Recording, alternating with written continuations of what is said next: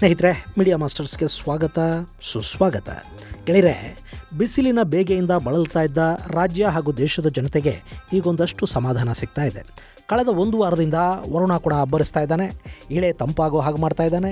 ಇನ್ನೇನು ಭೂಮಿನೇ ಸುಟ್ಟು ಹೋಗುತ್ತೇನೋ ಅನ್ನೋ ಥರದ ವಾತಾವರಣ ನಿರ್ಮಾಣವಾಗಿದ್ದ ಕಾಲದಲ್ಲಿ ಒಂದಷ್ಟು ಮಳೆ ಬಿದ್ದಿರೋದ್ರಿಂದ ಭೂಮಿ ತಂಪಾಗ್ತಾ ಇದೆ. ಹಸಿರು ಚಿಗುರೋದಕ್ಕೆ ಶುರು ಮಾಡಿದೆ. ಕಾಡುಗಳಲ್ಲಿನ ಕಾಳ್ಗಿಚ್ಚು ಕಡಿಮೆ ಆಗಿದೆ. ದನ ಕರುಗಳಿಗೆ ನೀರು ಸಿಗ್ತಾ ಇದೆ. ಇಷ್ಟಾದರೂ ಇನ್ನು ಕೆಲ ಕಡೆಗಳಲ್ಲಿ ಮಳೆ ಬೀಳದೇ ಇರೋದು ಆ ಭಾಗದ ಜನರಲ್ಲಿ ಆತಂಕವನ್ನು ಕೂಡ ಉಂಟು ಮಾಡ್ತಾ ಇದೆ. ಈ ಹೊತ್ತಲ್ಲೇ ಭಾರತದಲ್ಲಿ ಈ ಬಾರಿ ನಿರೀಕ್ಷೆಗೂ ಮೀರಿದ ಮಳೆ ಆಗುತ್ತೆ ಅನ್ನೋ ಮಾತುಗಳನ್ನು ಭಾರತೀಯ ಹವಾಮಾನ ಇಲಾಖೆ ಜೊತೆಗೆ ಅಮೆರಿಕಾದ ಸಂಶೋಧಕರು ಕೂಡ ಹೇಳ್ತಾ ಇದ್ದಾರೆ. ಈಗಾಗಲೇ ಎಲ್ ನಿನೋ ಪರಿಣಾಮ ಕಡಿಮೆ ಆಗಿದ್ದು ಲಾನಿನಾ ಬಲ ಪಡ್ಕೊಳ್ತಾ ಇದೆ. ಇದು ಭಾರತ ಉಪಖಂಡದಲ್ಲಿ ಹಾಗೂ ಆಗ್ನೇಯ ಏಷ್ಯಾದ ಭಾಗದಲ್ಲಿ ಅತಿ ಹೆಚ್ಚು ಮಳೆ ಸುರಿಸುವ ಸಾಧ್ಯತೆಯನ್ನು ಹೆಚ್ಚು ಮಾಡ್ತಾ ಇದೆ. ಹಾಗಾದರೆ ಈ ಬಾರಿಯ ಮಾನ್ಸೂನ್ ಹೇಗಿರುತ್ತೆ? ಅದಕ್ಕೆ ಪೂರಕವಾಗ್ತಿರೋ ಲಾನಿನಾ ಅಂದರೆ ಏನು? ಈ ಎಲ್ ನಿನೋ ಹೇಗೆ ಭಾರತ ಮತ್ತು ಜಗತ್ತನ್ನು ಕಾಡುತ್ತೆ ಅನ್ನೋದ್ರ ಬಗ್ಗೆ ಒಂದಷ್ಟು ಮಾಹಿತಿಯನ್ನು ನಾವಿಲ್ಲಿ ನೋಡೋಣ.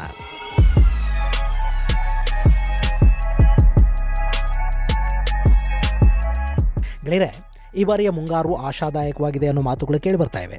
ಈ ಬಾರಿ ಸರಾಸರಿಗಿಂತಲೂ ಹೆಚ್ಚಿನ ಮಳೆ ಆಗಬಹುದು ಅಂತ ಹವಾಮಾನ ಇಲಾಖೆ ಹೇಳಿದೆ. ಇಲ್ಲಿವರೆಗೆ ಭಾರತ ಸೇರಿದ ಹಾಗೆ ಜಗತ್ತಿನ ನಾನಾ ಭಾಗಗಳನ್ನು ಕಾಡಿದ್ದ ಎಲ್ ನಿನೋದ ಪರಿಣಾಮ ಕಡಿಮೆ ಆಗ್ತಾ ಇದ್ದು ಈಗ ಲಾನಿನಾದ ಪರಿಣಾಮ ಬಲವಾಗ್ತಾ ಇರೋದೇ ಈ ಪ್ರಮುಖ ಬೆಳವಣಿಗೆಗೆ ಕಾರಣ ಅಂತ ಹೇಳ್ತಾ ಇದ್ದಾರೆ. ಇದು ಈ ಬಾರಿ ರೈತರ ಮುಖದಲ್ಲಿ ಸಂತಸ ಮೂಡೋದಕ್ಕೆ ಕಾರಣವಾಗ್ತಾ ಇದ್ದು ಸರ್ಕಾರಗಳು ಕೂಡ ನಿಟ್ಟುಸಿರು ಬಿಡೋ ಹಾಗೆ ಮಾಡ್ತಾ ಇವೆ. ಯಾಕೆ ಹೀಗೆ ಅನ್ನೋದು ಅರ್ಥ ಆಗಬೇಕು ಅಂದರೆ ಭಾರತದ ಕೃಷಿ ಕ್ಷೇತ್ರದ ಬಗ್ಗೆ ಕೂಡ ನಿಮಗೆ ಸ್ವಲ್ಪ ಗೊತ್ತಿರಬೇಕು. ಇಲ್ಲದನ್ನು ಹೇಳೋದಕ್ಕೂ ಮುನ್ನ ಇಲ್ಲಿ ಬಾರಿ ಮುಂಗಾರು ಚೆನ್ನಾಗಾಗೋದಕ್ಕೆ ಕಾರಣವಾಗ್ತಾ ಇರೋ ಲಾನಿನಾ ಬಗ್ಗೆ ಹಾಗೂ ಇಷ್ಟು ದಿನ ಜಗತ್ತನ್ನು ಕಾಡಿದ್ದ ಎಲ್ ನಿನೋ ಬಗ್ಗೆ ಒಂದಷ್ಟು ಮಾಹಿತಿಯನ್ನು ನಿಮಗೆ ಕೊಟ್ಬಿಡ್ತೀನಿ.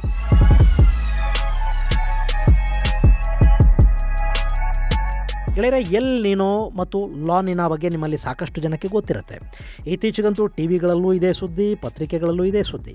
ಇನ್ನು ಯೂಟ್ಯೂಬಲ್ಲಿ ಇದನ್ನು ಸರ್ಚ್ ಮಾಡೋರು ಕೂಡ ತುಂಬ ಜನ ಇದ್ದಾರೆ. ಅದಕ್ಕೆ ಕಾರಣ ಈ ಎಲ್ ನಿನೋ ಹಾಗೂ ಲಾನಿನಾಗಳು ಜಗತ್ತಲ್ಲಿ ಕೆಲ ವರ್ಷಗಳಿಂದ ಸೃಷ್ಟಿ ಮಾಡ್ತಾ ಇರೋ ಅಲ್ಲೋಲ ಕಲ್ಲೋಲ. ಒಂದು ಕಡೆ ತೀವ್ರ ಬರ, ಮತ್ತೊಂದು ಕಡೆ ತೀವ್ರ ಪ್ರವಾಹ, ಭೂಮಿಯ ಧ್ರುವ ಪ್ರದೇಶಗಳಿಗೆ ಹತ್ತಿರ ಇರುವ ಕಡೆಗಳಲ್ಲಿ ಕೂಡ ಅತಿ ಹೆಚ್ಚು ಉಷ್ಣಾಂಶ, ಹೀಗೆ ನಾನಾ ಸಮಸ್ಯೆಗಳಿಗೆ ಈ ಎರಡೂ ವಿದ್ಯಮಾನಗಳು ಕಾರಣ ಆಗ್ತಾ ಇವೆ. ಅದರಲ್ಲೂ ಎಲ್ ನಿನೋ ಇದೆಯಲ್ಲ, ಇದಂತೂ ಜನರ ಪಾಲಿಗೆ ದುಸ್ವಪ್ನದ ಥರ ತಯಾರಾಗಿದೆ. ಈ ಎಲ್ ನಿನೋ ಅನ್ನೋದು ಸ್ಪ್ಯಾನಿಷ್ ಪದ, ಹಾಗಂದ್ರೆ ದಿ ಲಿಟಲ್ ಬಾಯ್ ಅಂತ ಅರ್ಥ. ಇದು ಪೆಸಿಫಿಕ್ ನಲ್ಲಿ ಉಂಟಾಗುವ ಒಂದು ವಿದ್ಯಮಾನ. ಈ ಪೆಸಿಫಿಕ್ ಓಷನ್ ಅನ್ನೋದು ಹೇಗೆ ಅಂದರೆ ಜಗತ್ತಿನ ಹವಾಮಾನವನ್ನೇ ಇದು ನಿರ್ಧಾರ ಮಾಡುತ್ತೆ. ಹೀಗಾಗಿನೇ ಇಲ್ಲಿನ ವೆದರ್ ಕಂಡೀಷನ್ ಬಗ್ಗೆ ಇಡೀ ಜಗತ್ತು ಯಾವಾಗಲೂ ಒಂದು ಕಣ್ಣಿಟ್ಕೊಂಡೇ ಕೂತಿರುತ್ತೆ.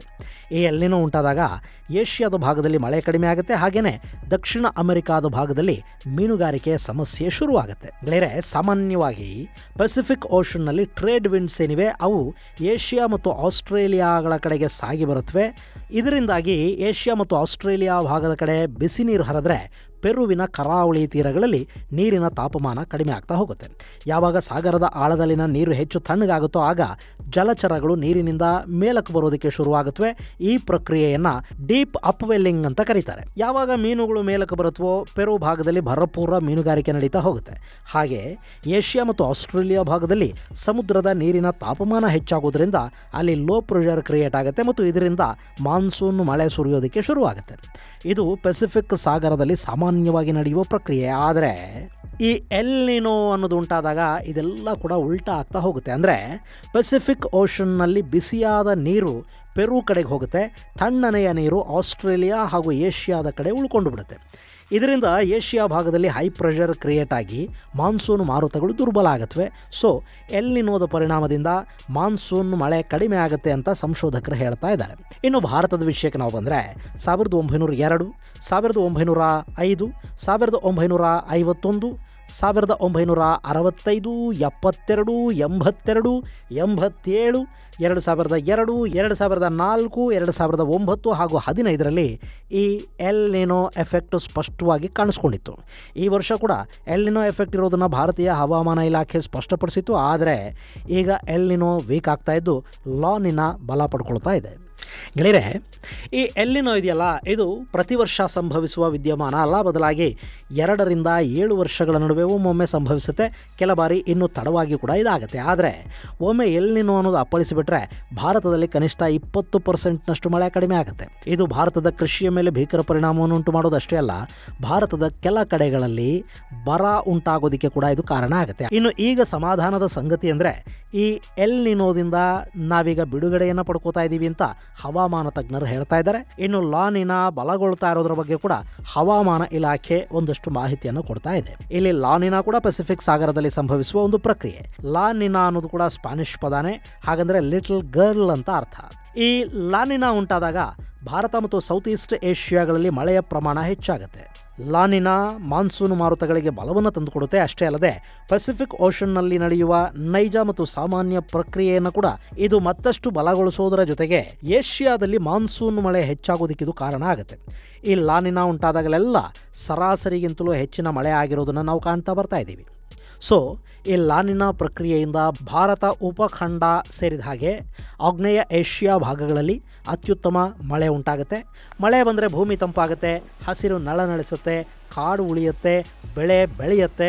ಸೊ ಜೊತೆಗೆ ಸರ್ಕಾರಗಳ ಮೇಲಿನ ಒತ್ತಡ, ಹೊರೆ ಎಲ್ಲ ಕೂಡ ಕಡಿಮೆ ಆಗೋದರ ಜೊತೆಗೆ ಉದ್ಯೋಗಾವಕಾಶಗಳು ಕೂಡ ಹೆಚ್ಚಾಗ್ತಾ ಹೋಗುತ್ತವೆ. ಹೀಗಾಗಿನೇ ಲಾನಿನಾ ಅಂದರೆ ಹವಾಮಾನ ಇಲಾಖೆಯ ಸಂಶೋಧಕರಿಗೆ ಕೂಡ ಒಂಥರ ಖುಷಿನೇ.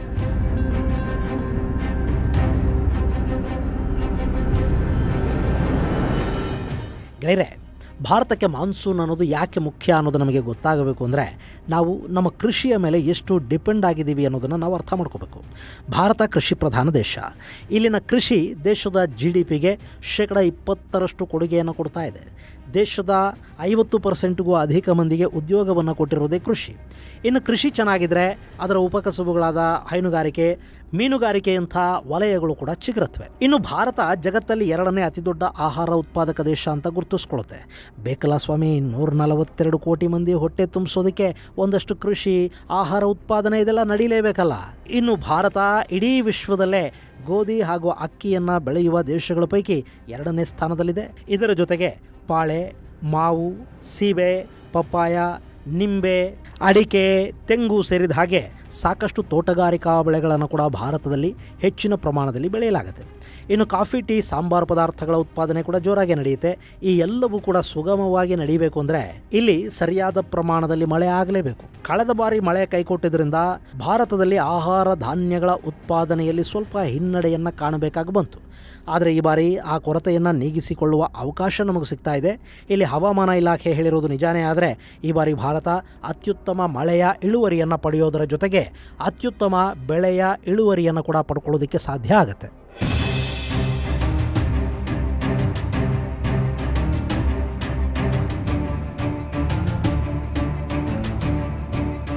ಇನ್ನು ಈ ಬಾರಿಯ ಹವಾಮಾನ ಮುನ್ಸೂಚನೆಯನ್ನು ಭಾರತೀಯ ಹವಾಮಾನ ಇಲಾಖೆಯ ಜೊತೆಗೆ ಅಮೆರಿಕಾದ ನ್ಯಾಷನಲ್ ಓಷಾನಿಕ್ ಆ್ಯಂಡ್ ಅಟ್ಮಾಸ್ಫಿಯರಿಕ್ ಅಡ್ಮಿನಿಸ್ಟ್ರೇಷನ್ ಕೂಡ ಕೊಡ್ತಾ ಇದೆ. ಇಲ್ಲವರು ಎಲ್ನಿನೋ ಸದರನ್ ಓಸಿಲೇಷನ್ ನ್ಯೂಟ್ರಲ್ ಕಂಡೀಷನ್ನಲ್ಲಿದ್ದು ಇದು ಜೂನ್ನ ಹೊತ್ತಿಗೆ ಲಾನಿನಾ ಬಲ ಪಡೆಯೋ ಹಾಗೆ ಮಾಡುತ್ತೆ ಅನ್ನೋ ಮಾಹಿತಿಯನ್ನು ಕೊಡ್ತಾ ಇದ್ದಾರೆ. ಇನ್ನು ಇಂಡಿಯನ್ ಓಷನ್ ಡಿಪೋಲ್ ಕೂಡ ನ್ಯೂಟ್ರಲ್ ಕಂಡೀಷನ್ನಲ್ಲಿದೆ. ಇದು ಕೂಡ ಮಾನ್ಸೂನ್ ಮಾರುತಗಳು ಬಲ ಪಡೆಯೋದಕ್ಕೆ ಅವಕಾಶವನ್ನು ಹೆಚ್ಚು ಮಾಡ್ತಾ ಇದೆ. ಇನ್ನು ಈ ಮಾಹಿತಿಯನ್ನು ವರ್ಲ್ಡ್ ಮೆಟರಾಲಜಿ ಡಿಪಾರ್ಟ್ಮೆಂಟ್ ಕೂಡ ತಿಳಿಸಿದೆ. ಒಟ್ಟಲ್ಲಿ ದೇಶ ಹಾಗೂ ವಿದೇಶಗಳ ಹವಾಮಾನ ಇಲಾಖೆ ಹಾಗೂ ಅಲ್ಲಿನ ತಂತ್ರಜ್ಞರು ಈ ಬಾರಿ ಭಾರತ ಸೇರಿದ ಹಾಗೆ ಆಗ್ನೇಯ ಏಷ್ಯಾ ದೇಶಗಳಲ್ಲಿ ಮುಂಗಾರು ಮಳೆ ಸರಾಸರಿಗಿಂತ ಹೆಚ್ಚಿನ ಪ್ರಮಾಣದಲ್ಲಿ ಸುರಿಯುತ್ತೆ ಅನ್ನೋ ಮಾಹಿತಿಯನ್ನು ಕೊಡ್ತಾ ಇವೆ. ಅವರು ಏನು ಹೇಳ್ತಾ ಇದ್ದಾರೆ ಅದು ಇಲ್ಲಿ ನಿಜ ಆಗಲಿ ಅನ್ನೋದು ನಮ್ಮ ಆಶಯ ಕೂಡ. ಇನ್ನು ಈ ಬಾರಿ ನಿರೀಕ್ಷೆಗೂ ಮೀರಿದ ಮಳೆಯಾಗಿ ನಮ್ಮಲ್ಲಿನ ನೀರಿನ ಸಮಸ್ಯೆ ಪರಿಹಾರ ಆದರೆ ಹೆಚ್ಚುವರಿ ನೀರನ್ನು ಕೆರೆ ಕಟ್ಟೆಗಳಿಗೆ ಹರಿಸುವ ಬಗ್ಗೆ ಸರ್ಕಾರ ಯೋಚನೆ ಮಾಡಬೇಕು. ನಮ್ಮಲ್ಲಿ ಸದ್ಯಕ್ಕೆ ಅಂತರ್ಜಲವನ್ನು ಹೆಚ್ಚು ಮಾಡ್ಕೊಳ್ಳೋ ಕಡೆ ನಾವು ಗಮನ ಕೊಡಬೇಕಾಗತ್ತೆ. ಅದು ಸಾಧ್ಯವಾಗದೇ ಇದ್ದರೆ ಮುಂದಿನ ದಿನಗಳಲ್ಲಿ ಉಂಟಾಗುವ ನೀರಿನ ಸಮಸ್ಯೆಯನ್ನು ಎದುರಿಸುವುದು ನಿಜಕ್ಕೂ ಕಷ್ಟ ಆಗುತ್ತೆ. ಹಾಗೆ ಅಂತರ್ಜಲ ಹೆಚ್ಚಾಗಬೇಕು ಅಂದರೆ ಹೆಚ್ಚುವರಿ ನೀರೇನಿದೆ ಅದು ನಮ್ಮಿಂದ ಹೊರಗೆ ಹರಿದು ಹೋಗದ ಹಾಗೆ ನೀರನ್ನು ನಮ್ಮಲ್ಲೇ ಕೆರೆ ಕಟ್ಟೆಗಳಲ್ಲಿ ನಿಲ್ಲೋ ಹಾಗೂ ಒಂದಷ್ಟು ವ್ಯವಸ್ಥೆಗಳನ್ನು ಮಾಡಬೇಕು. ಕೆರೆಗಳನ್ನು ಲಿಂಕ್ ಮಾಡಬೇಕು. ನಮಗೆ ಡ್ಯಾಮ್ಗಳಲ್ಲಿನ ಹೂಳು ತೆಗೆಯೋದಕ್ಕಂತೂ ಸಾಧ್ಯ ಇಲ್ಲ. ಆದರೆ ಅಲ್ಲಿ ನಿಲ್ಲದ ನೀರನ್ನು ಬೇರೆ ಕಡೆಗೆ ಡೈವರ್ಟ್ ಮಾಡೋ ಬಗ್ಗೆ ಯೋಚನೆ ಮಾಡಬೇಕು. ಅದನ್ನು ಮಾಡಬೇಕು ಅಂದರೆ ಕೆರೆಗಳ ಅಭಿವೃದ್ಧಿ ಆಗಬೇಕು, ಚೆಕ್ ಡ್ಯಾಮ್ಗಳ ನಿರ್ಮಾಣ ಆಗಬೇಕು. ಈ ವರ್ಷನಾದರೂ ಸರ್ಕಾರ ಅಂಥ ಯೋಜನೆಗಳನ್ನು ಕೈಗೆತ್ತಿಕೊಂಡ್ರೆ ರೈತರ ಬದುಕುಗಳು ಮುಂದಿನ ದಿನಗಳಲ್ಲಿ ಹಸನಾದವು. ಅದು ಬಿಟ್ಟು ವ್ಯರ್ಥ ಯೋಜನೆಗಳು, ರಾಜಕೀಯ ಪ್ರೇರಿತ ಯೋಜನೆಗಳಲ್ಲಿ ಸಮಯ ಮತ್ತು ಹಣ ಎರಡನ್ನೂ ವ್ಯರ್ಥ ಮಾಡಿದರೆ ಜನ ಹನಿ ಹನಿ ನೀರಿಗಾಗಿ ಆಕಾಶ ನೋಡ್ತಾ ಕೂತ್ಕೊಳ್ಳೋ ದಿನ ಬರುತ್ತವೆ ಅಲ್ವಾ? ಇದು ಗೆಳೆಯರೆ, ಈ ಬಾರಿ ಮಾನ್ಸೂನ್ ಮಾರುತಗಳು ಪ್ರಬಲ ಆಗ್ತಾ ಇದ್ದು ಅದರಿಂದ ಸಮೃದ್ಧ ಮಳೆ ಆಗುತ್ತೆ ಅನ್ನೋ ಬಗ್ಗೆ ಹವಾಮಾನ ಇಲಾಖೆ ಕೊಡ್ತಾ ಇರೋ ಮಾಹಿತಿ. ಮುಂದಿನ ಸಂಚಿಕೆಯಲ್ಲಿ ಮತ್ತಷ್ಟು ವಿಶೇಷಗಳ ಜೊತೆ ಮತ್ತೆ ಭೇಟಿಯಾಗೋಣ. ಅಲ್ಲಿವರೆಗೆ ಜೈ ಹಿಂದ್, ಜೈ ಕರ್ನಾಟಕ.